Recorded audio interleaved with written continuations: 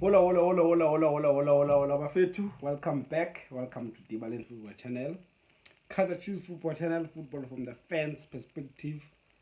Golden Arrows 2, Kaizer Chiefs 1. And a very sad loss, to be honest.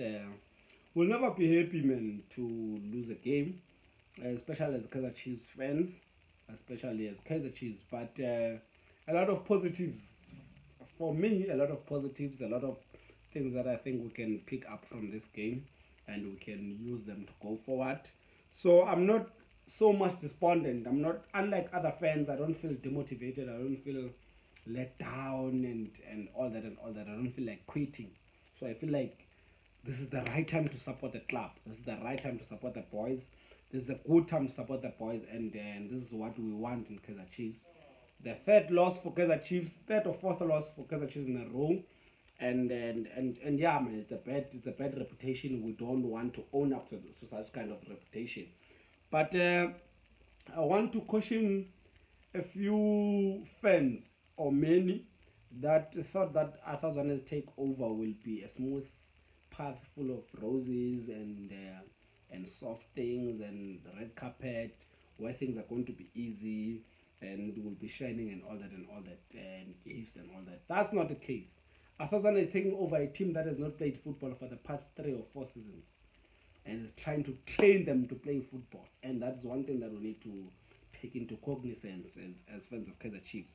The team has not played under Middendorp, under Gavin Hunt, Stuart Baxter. We've always played, this aeroplane football. Players had not learned to spend time with the ball and share the ball and stuff like that. And Akazan is trying to introduce that kind of philosophy at the end of the season. So yeah, it is understandable that a lot of things won't go right. If you imagine had to start it this way, had to start with others one in the beginning of the season, half I would be, you would know that, and you would believe, and you will agree with me that would be far off, would be chasing Mamelodi Downs, would be competing with many of the teams that are at the top, and it would be entertaining to watch Kaizer Chiefs. But other than starting from afresh, I shared videos of players practicing ball control.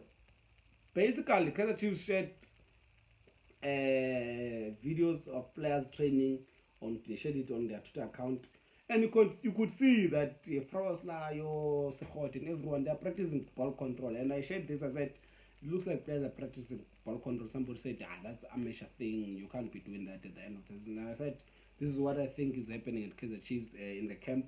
And you could see that ball control was better in this game, and those are positives that we need to take. But those are things that we need to put in the back of our minds and to have in the back of our minds that we're starting afresh. Not that those players are poor, but the fact is that the coaches are starting afresh. A lot of positives that I can take from this game. The ball circulation and ball sharing was better in this game against Golden Arrows. The involvement of Ngcobo, of course, in the play Ngcobo and Njabulo is part of the positives that I'm willing to take out of this game. I'm going to speak about Njabulo later on. I think is the topic of the day, and we need to speak about him. But involvement of Nkosi Ndiphile Ngcobo and Njabulo Ngcobo are promising. Ngizana played well, had a good game. Cole Alexandra as well. I think we had a good game. Dole had a good game, was different, played differently, played in the left, more in the left, and more in the middle. And you could track back, and he played more central than we know him as an inverted,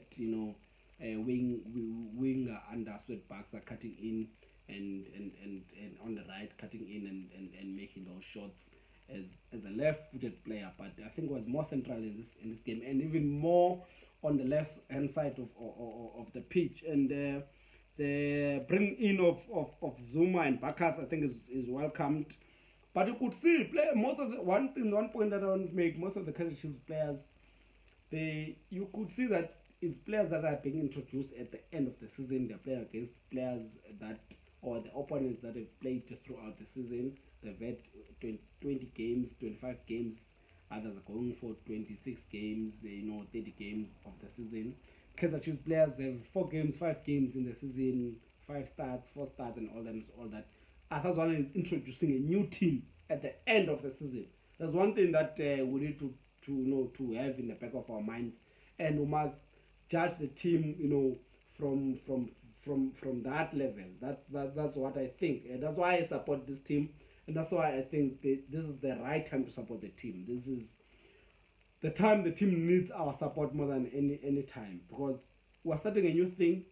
We're beginning to play football, and we need to support them.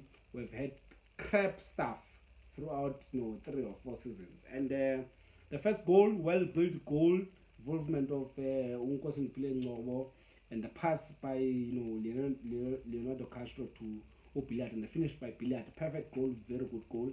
First half of the game, but after the goal, we put our foot off the back of the gas. That's what I meant to say.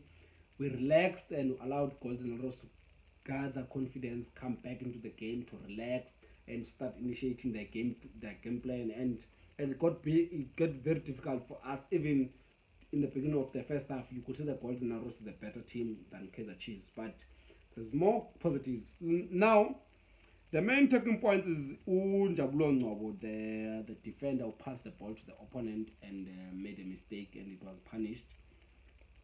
And throughout the game, I think he had a good game. To be honest, there's a tackle he made against Usbia, trying to play some tricks. He recovered the ball and played well. He's been playing from the back and stuff like that. And one thing that I want to mention, most important thing that I want all of us to note is that Golden Arrows scored their first goal the same way they scored the goal they scored against Kaizer Chiefs when Umato made a mistake 3 weeks back. So we should have known, the technical team should have prepared for this, should have known that the Golden Arrows will press us very high, will put more pressure in our defense, and they will look to win the balls in the very dangerous areas, and they will punish us. So we should have prepared for that. Njabulo should have been prepared for that by the technical team. He was not prepared. Even in the first half, you could see Njabulo Blomo and Njabulo and Orama and everyone, they're playing the ball at the back, and didn't look convincing for Kaizer Chiefs. And it always looked like Golden Arrows is going to win this ball and they're going to score. And we should have prepared for that. That's the first thing. So can't entirely put the blame on the player. That's the one thing that I want to say. The second thing that I want to say is that is a mistake that I want to take. As a Kaizer Chiefs fan, that is a mistake I want to see in the game. It's not a defensive mistake. It's not a wrong defensive decision. It's a decision that we have the ball, we're relaxed, we're trying to initiate attack, we're trying to play from the back, it gets intercepted, and the opponent takes advantage of it. And that's what I want to see, especially from players like Njabulo. Njabulo has been very good on the ball throughout the games, and it distributes. That's why he was even deployed in the middle of the park, because the Baxter trusted him. Is a player that is comfortable on the ball. You could make those 360 turns and stuff like that. That's the mistake I'm willing to accept. Mina, it's a mistake where you're trying to do the right thing, or trying to play the ball, not a defensive mistake or trying to kick the ball, you miss it.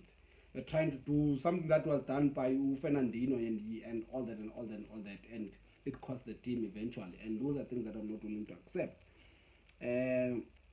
Now, removing him and replacing him with Cardoso, there's many things that I disagree with. First of all, if you watch football, you would know that 2005 or 6, or I think if I'm not mistaken, or even before that, there's a African Cup of Nations.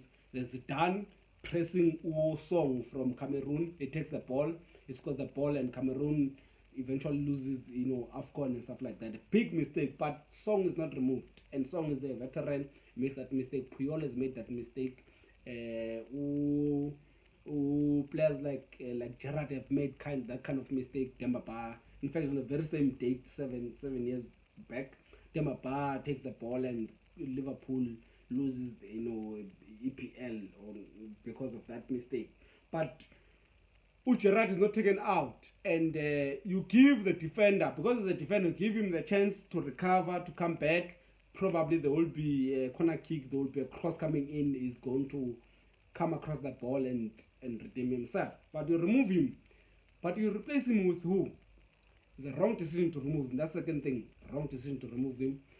wrong decision to replace him with Cardoso. Rather replace him with an offensive player. That's what I prefer. Because in the first place, Cardoso is not supposed to be an option in Kaizer Chiefs. That's the thing that I want to say. It's not supposed to be an option. Replace him with Cardoso. Cardoso commits a mistake, and it creates the second goal for Kaizer Chiefs. To prove that Njabulo Ngcobo is the best defender for Kaizer Chiefs right now, probably Dube is there, and Gezana played very well, is there, but Ngcobo is not supposed to be subbed for Unanzika Cardoso in the first place, and Cardoso cost us. In fact, Njabulo Ngcobo created the mistake, and Arrows equalized, but the person who costed us the second goal of Golden Arrows is Cardoso. Cardoso creates commits a foul that is unnecessary, can guide the player. The player is facing that side, and then it's a goal. It's a cross, it's a goal, and all that and all that. And that's the first thing. That's the second thing that I want to raise as a Kaizer Chiefs fan. Shouldn't have replaced him. Now the reaction where people are complaining the most is, tell me, in football, is that a foreign reaction that you are unhappy to be replaced as a player and you don't greet, probably you don't do a handshake with your bench? Is it a new thing?